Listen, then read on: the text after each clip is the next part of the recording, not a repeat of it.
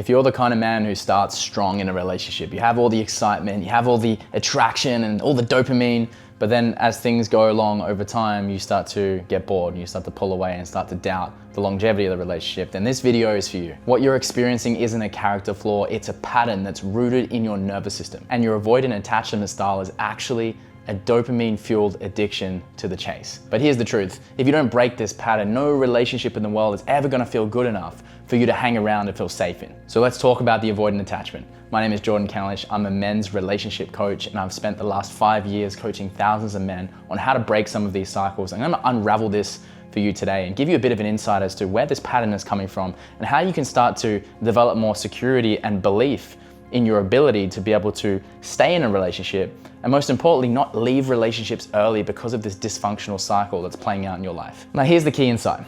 This avoidant attachment style that you're noticing showing up in your relationships, and it's probably appearing as this really excited attraction, fun, newness when you first meet someone or in the first kind of 1 to 2 years of a relationship, but then you get bored, it's coming from this inability to access the oxytocin pathway. Now, let me explain what that is, because you in your life are probably very dependent on nervous system stimulation. You go from the dopamine pathways in other areas of your life, and this is also showing up in your relationships. And for a relationship to have longevity, for it to have that deep love bonding chemical in your body that makes you want to stay and commit to the growth of it, that we have to learn how to tap into the oxytocin pathway. And that's what we're going to talk about in this video today. How do you turn that back on? How do you not, when things get bored, automatically think it's something wrong with the other person, and then your mind tells you that, hey, maybe it's the relationship, I need to change this up, pursue the next shiny object. And that's probably happening in your business, it's probably happening in other areas of your life too. So we must examine this pattern and firstly acknowledge that the avoidant attachment is coming from imprinting from your childhood, right? Imprinting from times when maybe your parents weren't there, a father figure wasn't there, at times when you really needed love from them, and now you've developed this pattern of chasing some sort of external stimulus to feel that sense of security, to feel that sense of worthiness. And as you probably realize, that external chase is resulting in burnout, it results in overwhelm, it results in this exhausting cycle of always feeling like you need to do something or chase something or get something to feel that sense of worthiness, that sense of love, that sense of bliss and joy and connection that often comes effortlessly when we step into this oxytocin pathway and learn how to develop this relationship of slowness and calmness and stability. So let's dive into that. So firstly, I want to map out some of these common signs of avoidant attachment, just so that you're clear that if this is for you or not. The first one being this distance, emotional distance, that usually shows up for a lot of men when things get a little bit emotional, or the other person starts asking for deeper levels of commitment. There's usually this wanting to pull away, wanting to withdraw emotionally because things feel overwhelming, things feel maybe unsafe. If you didn't have that support system growing up around your parents, around emotionality, then that's gonna feel really uncomfortable for you in an adult. That's the common pattern, to back away. And second to that, there's usually this high value of independence. Always wanting to be on your own, and then maybe telling yourself that, hey, I'm actually better on my own, I thrive better on my own. But in a sense, it's almost a bypass. It's an escapism for not wanting people to get too close because you're afraid of feeling some of those intense emotions. Another common pattern when you're in a relationship is kind of disappearing after conflict, not knowing how to healthily resolve conflict in your relationship. And that creates dysfunction as well, because you're unconsciously keeping people at a distance. And a lot of this unresolved conflict will sometimes turn into resentment, which then eats away at the relationship as well. And then the main one, if you struggle with avoidant attachment, is this overthinking and underfeeling. That sense of always being in your head, over-analyzing, over-rationalizing, and struggling to make decisions, and because you haven't got in contact with that intuitive ability that comes through the felt sense, because it doesn't feel safe in the body. Now let's break down how to not let your avoidant attachment patterns ruin your relationships. This is super important. The first thing you must acknowledge is that you must recognize this as a nervous system response and not a part of your identity. So many people, attach themselves, literally, pun intended, to their attachment system, saying, oh, I'm an avoidant attachment, I like being on my own. They throw out all these labels, and all of a sudden their whole identity is interconnected with this theory. But in a sense, you got to separate yourself from that. Remember, this is just conditioning, unconscious patterns that are playing out due to things that happened to you growing up. And when you see the nervous system as this response mechanism, stimulus and response, you can start to see some of these reactive patterns as just things that are playing out on the unconscious level designed to keep you safe. And when you can see that, you can then start to interrupt some of these patterns.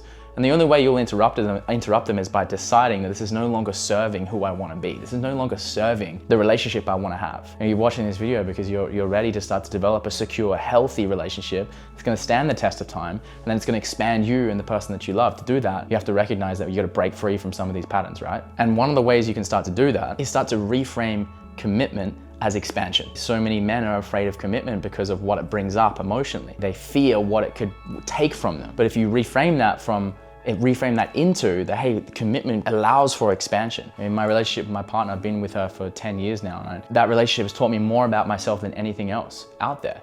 But there's been many times where I was afraid of making that next commitment because there was all these fears and doubts, and having to lean into that or reframing that, hey, this is another opportunity for me to expand into myself, has what allowed me to rewire my nervous system into trusting the intimacy, trusting the connection, and trusting myself most importantly. So that reframe is key. The next thing that you really want to prioritize when it comes to breaking this pattern or getting beyond it is prioritize regulating your nervous system before making decisions, before reacting into unconscious behaviors. Now, what do I mean by regulating your nervous system? That means developing the tools and practices that help you stay calm, that help you calm the system down, because what's happening is because your system's so revved up through stimulation, through maybe you work a lot, maybe you're training at the gym a lot, maybe you're drinking a lot of coffee, maybe you're so used to being, putting your foot on the accelerator pedal, you haven't slowed down enough in your life to actually know what's the right decision for you, and does this decision align with the future self that I'm trying to cultivate.